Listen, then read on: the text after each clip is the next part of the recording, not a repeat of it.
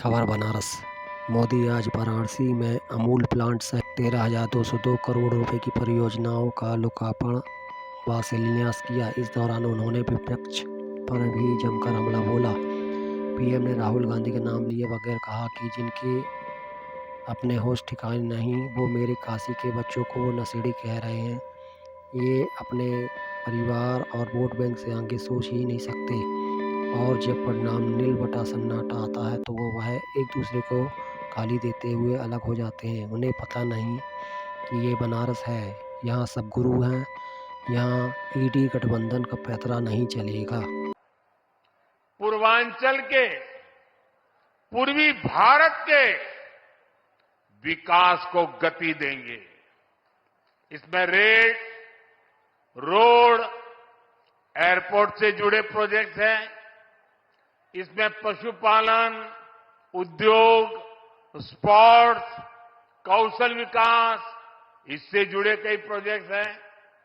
इसमें स्वास्थ्य, स्वच्छता, आध्यात्म, पर्यटन, एलपीजी गैस, अनेक क्षेत्रों से जुड़े अनेक विध काम हैं।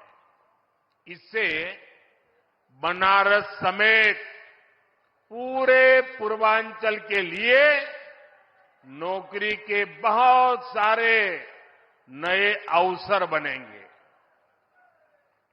आज संत रविदास जी की जन्मस्थली से जुड़े अनेक प्रोजेक्ट्स का भी यहां से लोकार्पण हुआ है। मैं इन सारी परियोजनाओं के लिए आप सभी को बहुत बहुत बधाई देता हूं। साथियों, काशी और पूर्वांचल में कुछ भी अच्छा होता है तो मुझे आनंद होना बहुत स्वाभाविक है। आज बड़ी संख्या में मेरे नौजवान साथी भी आए हैं। कल रात को मैं सड़क के रास्ते बाबतपुर से बीएलडब्ल्यू गेस्ट हाउस आया हूं। कुछ महीने पहले जब मैं बनारस आया था तो फुलवरिया फ्लाईओवर का लोकार्पण करके गया था। बनारस में ये फ्लाईओवर कितना बड़ा वरदान बना है, ये साफ दिखाई देता है। पहले अगर किसी को बीएलडब्ल्यू से बाबतपुर जाना होता था तो लगभग 2-3 घंटा पहले घर से निकल जाते थे। पहले मंडुवाड़ी पर जाम, फिर महमूरगंज पर जाम, कैंट पर जाम, चौका घाट पर जाम, नदेसर पर जाम, यानी जितना समय फ्लाइट से दिल्ली जाने में नहीं लगता था, उससे ज्यादा फ्लाइट पकड़ने में लग जाता था। लेकिन एक फ्लाईओवर ने ये समय आधा कर दिया है। और कल रात को मैं खास वहां जाकर के हर चीज को देख के आया हूं, उसकी व्यवस्था को समझ करके आया हूं। पैदल चल करके जाकर के रात देर गया था। ऐसे ही बीते 10 साल में बनारस के विकास की स्पीड भी कई गुना बढ़ी है। अभी थोड़ी देर पहले यहां सीगरा स्टेडियम के पहले चरण के काम का लोकार्पण भी किया गया है। बनारस के युवा खिलाड़ियों के लिए आधुनिक शूटिंग रेंज का भी लोकार्पण किया गया है। इनसे बनारस और इस क्षेत्र के युवा खिलाड़ियों को बहुत मदद मिलेगी। साथियों, यहां आने से पहले मैं बनास डेयरी के प्लांट में गया था। वहां मेरी अनेक पशुपालक बहनों से बातचीत करने का मुझे मौका मिला। किसान परिवारों की इन बहनों को 2-3 साल पहले हमने स्वदेशी नस्ल की गिर गाय दी थी। मकसद ये था कि पूर्वांचल में बेहतर नस्ली स्वदेशी गायों को लेकर जानकारी और बढ़े, किसान को, पशुपालकों को इससे फायदा हो। मुझे बताया गया है कि आज यहां गिर गायों की संख्या लगभग 350 के करीब तक पहुंच चुकी है। संवाद के दौरान हमारी बहनों ने मुझे ये भी बताया कि पहले जहां सामान्य गाय से 5 लीटर दूध मिलता था, अब गिर गाय 15 लीटर तक दूध देती है। मुझे ये भी बताया गया, एक परिवार में तो ऐसा संभाला है कि एक गाय तो 20 लीटर तक दूध देने लग गई है।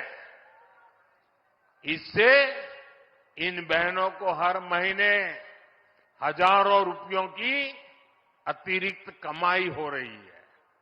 इसके कारण हमारी ये बहनें, वे भी लखपति दीदी भी बन रही है।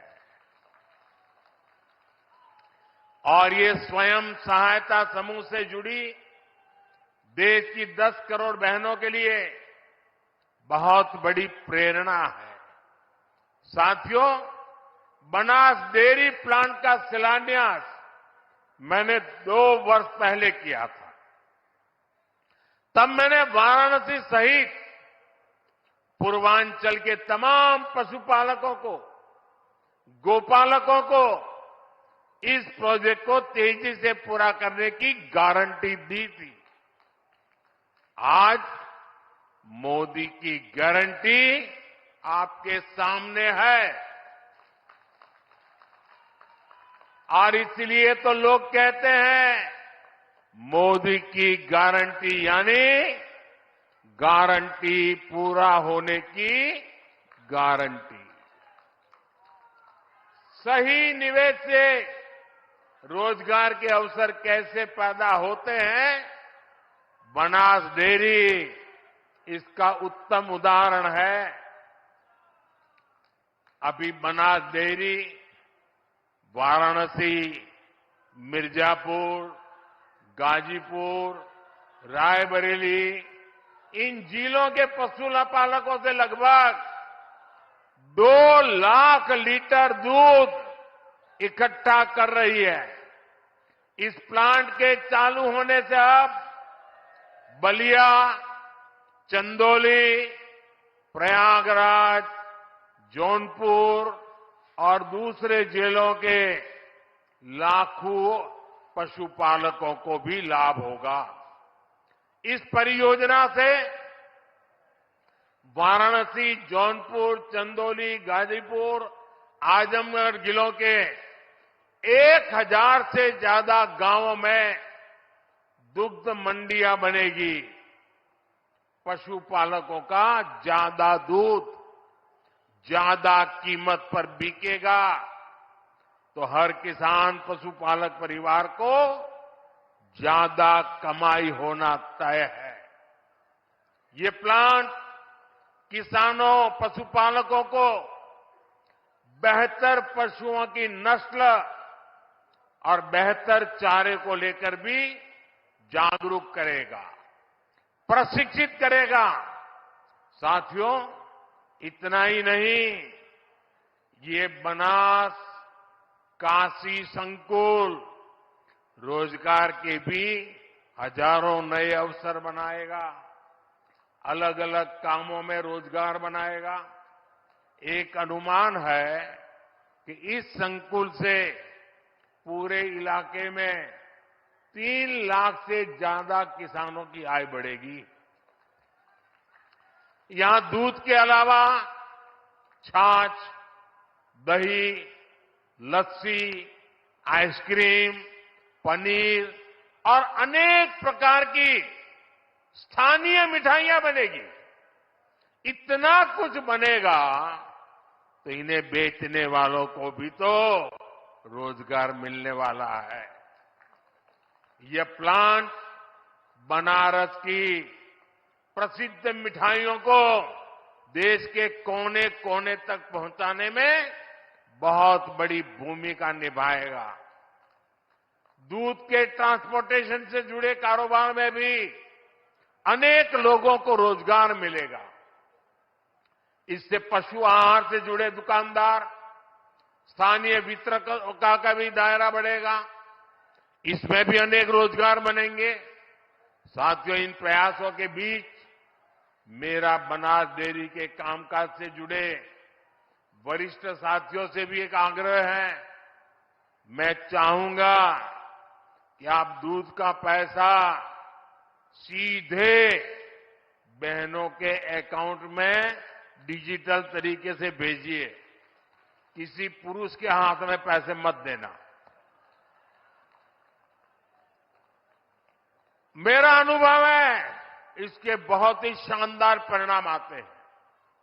पशुपालन तो एक ऐसा सेक्टर है जिसमें सबसे अधिक हमारी बहनें जुड़ी हैं। ये बहनों को आत्मनिर्भर बनाने का बहुत बड़ा माध्यम है। पशुपालन छोटे किसानों और भूमिहीन परिवारों का भी बहुत बड़ा सहारा है। इसलिए डबल इंजन सरकार पशुपालन और डेयरी सेक्टर को इतना बढ़ावा दे रही है। साथियों, हमारी सरकार अन्नदाता को ऊर्जादाता बनाने के साथ ही अब अन्नदाता को उर्वरक दाता बनाने पर भी काम कर रही है। उर्वरक दाता बने। हम पशुपालकों को दूध के अलावा गोबर से भी कमाई के अवसर दे रहे हैं। हमारे जो ये डेयरी प्लांट है, इनमें गोबर से बायो सीएनजी बने और इस प्रक्रिया में जो जैविक खाद है वो कम दाम पर किसानों को मिले, इस पर काम हो रहा है। इससे प्राकृतिक खेती को और बल मिलेगा। गंगा जी के किनारे प्राकृतिक खेती करने का चलन वैसे भी अब बढ़ रहा है। आज गोवर्धन योजना के तहत गोबर हो, दूसरा कचरा हो, उससे बायोगैस, बायो सीएनजी बनाई जा रही है। इससे साफ सफाई भी रहती है और कचरे का पैसा भी मिलता है। साथियों, ये हमारे यहाँ काशी तो कचरे से कंचन बनाने के मामले भी है, एक मॉडल के रूप में देश के सामने आ रही है। आज ऐसे एक और प्लांट का लोकार्पण यहां हुआ है। ये प्लांट प्रतिदिन शहर से निकलने वाले 600 टन कचरे को 200 टन चारकोल में बदलेगा। सोचिए, यही कचरा अगर कहीं किसी मैदान में फेंकते रहते तो कूड़े का कितना बड़ा पहाड़ बन जाता। काशी में सीवेज की व्यवस्था को बेहतर बनाने के लिए अनेक काम हुए हैं। साथियों, किसान और पशुपालक हमेशा से भाजपा सरकार की सबसे बड़ी प्राथमिकता रहे हैं। 2 दिन पहले ही सरकार ने गन्ने के न्यूनतम मूल्य को बढ़ाकर 340 रुपये प्रति क्विंटल कर दिया है। पशुपालकों के हित को ध्यान में रखते हुए पशुधन बीमा कार्यक्रम को भी और आसान किया गया है। आप पूर्वांचल का उस समय याद करा, गन्ना के भुगतान के लिए पहले वाला सरकार कितना मिन्नत करवाते रहे, लेकिन अब ये भाजपा की सरकार है। किसानों के बकाये का भुगतान तो हो ही रहा है, फसलों के दाम भी बढ़ाए जा रहे हैं। भाइयों और बहनों, विकसित भारत का निर्माण आत्मनिर्भर भारत के बल पर होगा। अपनी जरूरत का हर सामान बाहर से आयात करने से विकसित भारत नहीं बन सकता। पहले की सरकार और हमारी सरकार की सोच में यही बड़ा अंतर है। आत्मनिर्भर भारत तभी होगा जब देश की हर छोटी छोटी शक्ति को जगाया जाए, जब छोटे किसानों, पशुपालकों, कारीगरों, शिल्पकारों, लघु उद्यमियों को मदद दी जाए। इसलिए मैं लोकल के लिए वोकल रहता ही हूं और मैं जब वोकल फॉर लोकल कहता हूं तो ये उन बुनकरों, उन छोटे उद्यमियों का प्रचार है जो लाखों रुपए खर्च करके अखबारों और टीवी पर विज्ञापन नहीं दे सकते। स्थानीय उत्पाद बनाने वाले ऐसे हर साथी का प्रचार मोदी खुद करता है। देश के हर छोटे किसान, हर छोटे उद्यमी का एम्बेसडर आज मोदी है।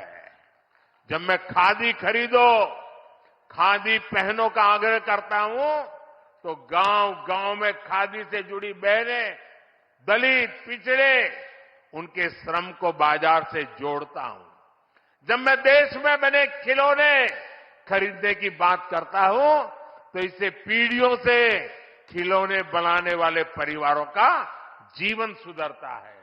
जब मैं मेक इन इंडिया कहता हूं तो मैं इन छोटे और कुटीर उद्योगों पर हमारे एमएसएमई के सामर्थ्य को नई बुलंदी देने का प्रयास करता हूं।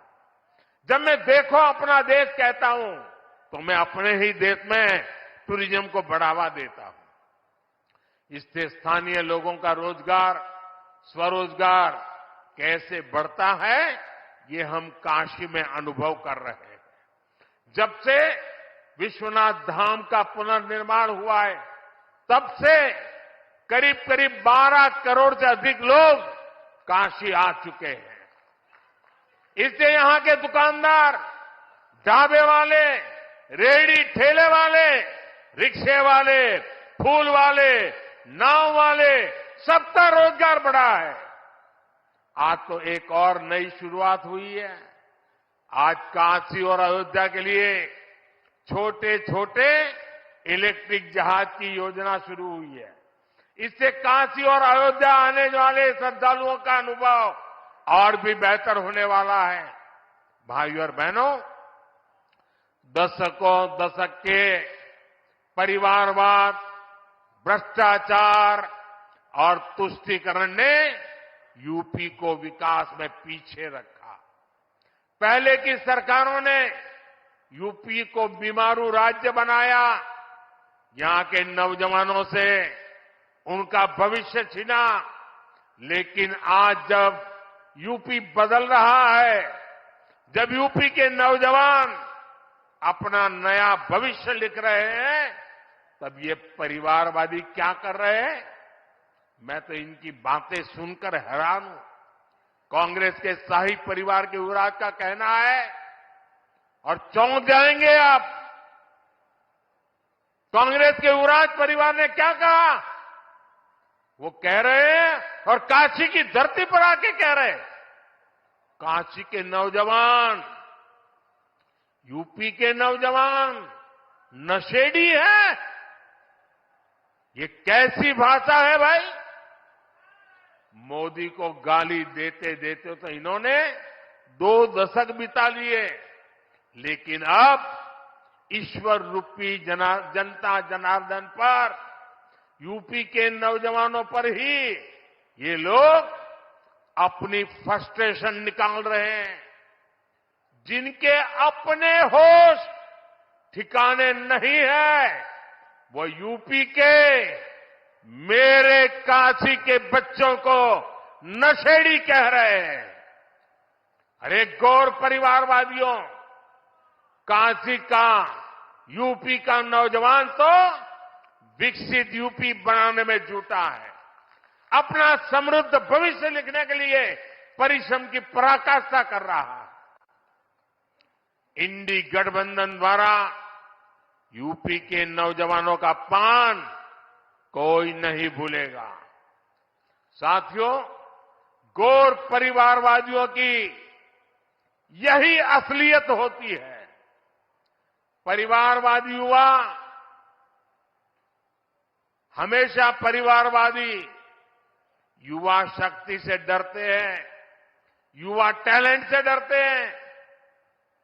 उनको लगता है कि सामान्य युवा को अवसर मिला तो वो हर जगह चुनौती देगा। इनको वही लोग पसंद आते हैं जो उनकी दिन रात जय जयकार करते रहें। आजकल तो इनके गुस्से का, इनकी बौखलाहट का एक और भी कारण है।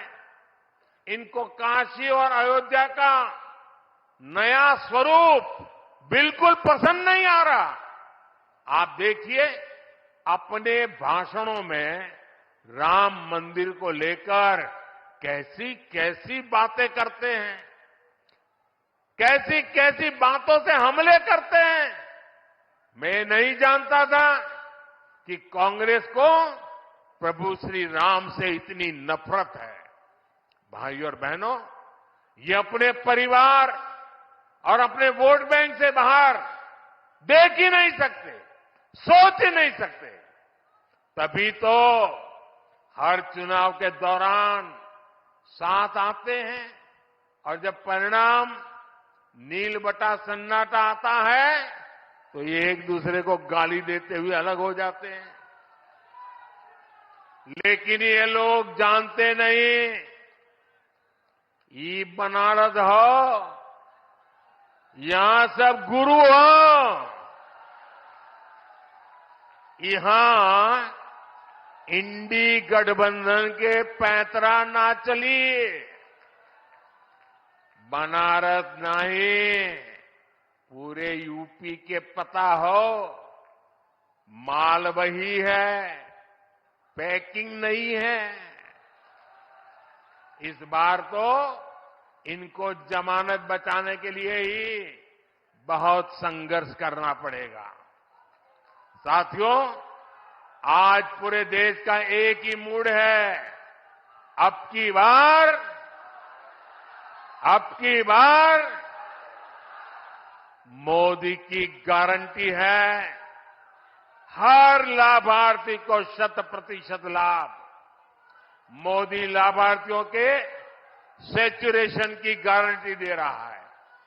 तो यूपी ने भी सारी सीटें मोदी को देने का निर्णय किया है। यानी इस बार यूपी 100% सीटें एनडीए के नाम करने वाला है। भाइयों और बहनों, मोदी का तीसरा कार्यकाल पूरी दुनिया में भारत के सामर्थ्य का सबसे प्रखंड कालखंड होने वाला है, सबसे प्रखर कालखंड होने वाला है। इसमें भारत का आर्थिक, सामाजिक, सांस्कृतिक हर क्षेत्र नई बुलंदी पर होगा। बीते 10 वर्षों में भारत 11वें नंबर से ऊपर उठकर 5वें नंबर की आर्थिक ताकत बना। आने वाले 5 वर्षों में भारत दुनिया की तीसरी सबसे बड़ी आर्थिक महाशक्ति बनेगा। बीते 10 वर्षों में आप देश में देख रहे हैं कि सब कुछ डिजिटल हो गया है। आज आप चारों तरफ 4 लेन, 6 लेन, 8 लेन की चौड़ी चौड़ी सड़कें देख रहे हैं। रेलवे स्टेशनों को आधुनिक होते देख रहे हैं। वंदे भारत, अमृत भारत, नमो भारत ऐसी तेज और आधुनिक ट्रेनें चलती देख रहे हैं। और यही तो नया भारत है। आने वाले 5 वर्षों में ऐसे विकास कार्यों में और तेजी होने वाली है। देश का कायाकल्प होने वाला है। मोदी ने तो गारंटी दी है कि जिस पूर्वी भारत को विकास से वंचित रखा गया, उसको विकसित भारत का ग्रोथ इंजन बनाऊंगा। वाराणसी से औरंगाबाद के 6 लेन हाईवे का पहला फेज पूरा हुआ है। आने वाले 5 वर्ष में ये पूरा होगा तो यूपी और बिहार को बहुत फायदा होगा। वाराणसी रांची कोलकाता एक्सप्रेसवे, इससे बिहार, झारखंड और पश्चिम बंगाल की दूरी और सिमटने वाली है। भविष्य में बनारस से कोलकाता के सफर का समय करीब करीब आधा होने जा रहा है। साथियों, आने वाले 5 वर्षों में यूपी के काशी के विकास में भी नए आयाम जुड़ेंगे। तब काशी रोपवे जैसे आधुनिक यातायात में सफर करेगी। एयरपोर्ट की क्षमता कई गुना अधिक होगी। काशी यूपी नहीं, देश की भी एक महत्वपूर्ण खेल नगरी बनेगी। आने वाले 5 वर्षों में मेरी काशी, मेड इन इंडिया, आत्मनिर्भर भारत के अभियान को और गति देगी। आने वाले 5 वर्षों में निवेश और नौकरी, कौशल और रोजगार, इसका हब के रूप में काशी की भूमिका और सशक्त होगी। आने वाले 5 वर्षों में काशी का national institute of fashion technology परिसर तैयार हो जाएगा। इससे यूपी के नौजवानों के लिए स्किल और रोजगार के अनेक अवसर मिलेंगे। इससे हमारे बुनकर साथियों, हमारे कारीगरों को भी नई टेक्नोलॉजी और नई स्किल देना सरल होगा। साथियों, बीते दशक में काशी को हमने हेल्थ और एजुकेशन के हब के रूप में एक नई पहचान दी है। अब एक नया मेडिकल कॉलेज भी इसमें जुड़ने वाला है। बीएचयू में नेशनल सेंटर ऑफ एजिंग के साथ साथ आज 35 करोड़ रुपए की लागत के कई डायग्नोस्टिक मशीन और उपकरण का भी लोकार्पण किया जा रहा है। इससे सुपर स्पेशलिटी अस्पताल में आने वाले मरीजों का वहीं परिसर में ही डायग्नोसिस करना आसान हो जाएगा। काशी में अस्पतालों से निकल बायो कचरे को निपटाने के लिए नई सुविधा भी जल्द तैयार होने वाली है। साथियों, काशी के, यूपी के, देश के तेज विकास को हम थमने नहीं देना है। हर काशीवासी को अब जुट जाना है। मोदी की गारंटी पर अगर देश और दुनिया को इतना भरोसा है तो इसके पीछे आपका अपनापन और बाबा का आशीर्वाद है।